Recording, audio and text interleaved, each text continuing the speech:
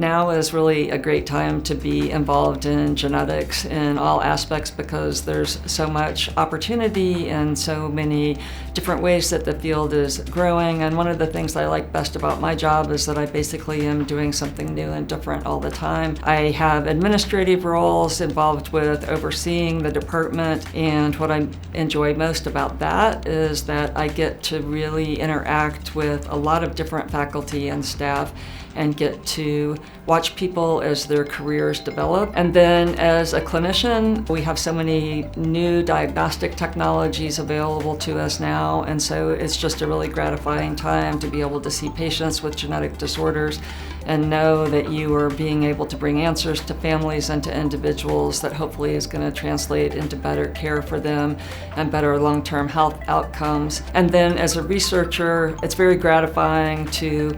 really be able to dive in and investigate causes of disease. I feel like I'm really fortunate that I'm able to use the training that I've had in a lot of different ways, and every day is a little bit different, but just applying the skills that I have in order to try to understand more about genetics and understand more about how to make people healthier and make life better for people. And then IU School of Medicine and our Department of Medical and Molecular Genetics is a fantastic place for trainees or staff or faculty because we really have a full spectrum here in terms of genetics. So there's not going to be very many departments that you can find in genetics who have basic science, who have translational science, who have world-class, internationally renowned biobanking, who have researchers that do model organism research, researchers who do cell-based work, researchers who do computational or dry lab research. And then we also have our clinical diagnostic laboratories who provide full spectrum ability to do clinical testing for patients with